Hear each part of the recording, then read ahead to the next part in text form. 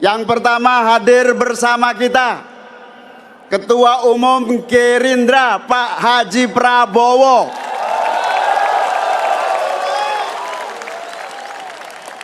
Tepuk tangannya dahsyat penuh rasa cinta.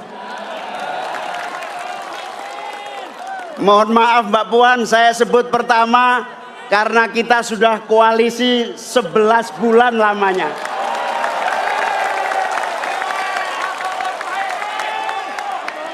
Hanya sebentar. Hanya takdirlah yang menentukan nasib kita.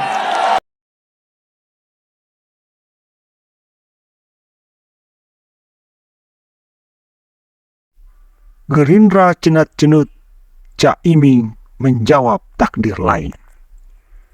Sudah 11 bulan lamanya Koalisi Indonesia Raya bergema di langit politik Indonesia. Sejak saat itu, Cak Imin terus bergandengan tangan dengan Prabowo sebagai upaya menatap dengan gilang gemilang Pilpres 2024. Ikhtiar Cak Imin jelas, koalisi dengan Prabowo adalah koalisi yang riang gembira tanpa sekat-sekat dusta, tanpa manuver yang bisa membuyarkan bangunan mimpi dan visi koalisi Indonesia Raya. Namun, tanda-tandanya koalisi ini akan bubar sebelum mekar. Cak Imin dan PKB menganggap Prabowo tidak serius karena manuver-manuvernya lebih mengarah ke sosok lain. Sesuatu yang berawal dari proses politik biasanya akan berakhir dengan proses politik lain. Dalam istilah Cak Imin, menjawab takdir lain. Puan Maharani kemudian mendekati Cak Imin. Terjadilah pertemuan bersejarah itu di kediaman Cak Imin. Ternyata barulah terungkap Cak Imin termasuk 5 besar yang diradar sebagai cawapres Ganjar Pranowo. Selain Cak Imin, ada Andika Perkasa, Sandiaga Uno, Erick Thohir, dan tentu saja Agus Harimurti Yudhoyono. Memang akhir-akhir ini PDIP di bawah komando Puan Maharani sangat gencar membangun komunikasi dengan berbagai tokoh-tokoh partai. Puan bertemu AHY disusul pertemuan dengan Airlangga dan Cak Imin. Pertemuan Puan dengan Cak Imin boleh jadi membuat Gerindra cenat-cenut binggalau.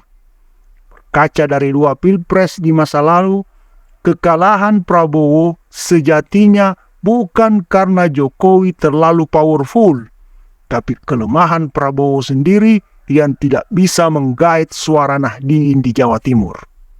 Makanya, untuk mematangkan kesiapan Prabowo dalam menatap Pilpres 2024, Prabowo sedari awal sudah mengupayakan dan membangun fondasi yang kuat guna mengamankan suara Nahdien di Jawa Timur.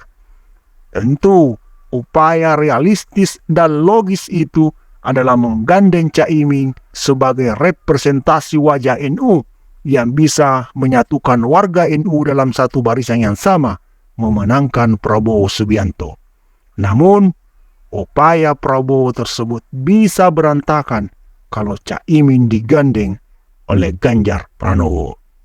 Nah, sekali lagi ditegaskan bahwa Pilpres 2024 tahun depan pun akan terulang sama seperti Pilpres sebelumnya. Siapa yang bisa menggait atau menjaring banyak suara Nahdien akan menjadi pemenang pemilu presiden 2024. Apakah takdir Prabowo? Atau ke takdir Ganjar? Atau malah ke takdir Anies? Semua tergantung dari suara Nahdien. Dan tentu saja tidak berlebihan rasanya kalau dikatakan semua itu ada di bawah komando Muhaimin Iskandar, aka Cak Imin. Takdir itu butuh pantikan, takdir butuh stimulus.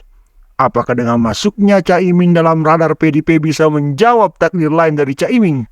Kita tunggu episode manuver-manuver seru jelang penetapan peserta Pilpres tahun 2024 itu. Sampai jumpa. Dan jangan lupa klik like, subscribe, dan nyalakan lonceng notifikasi agar tidak ketinggalan informasi-informasi lainnya dari channel Prof GPA. Wassalam.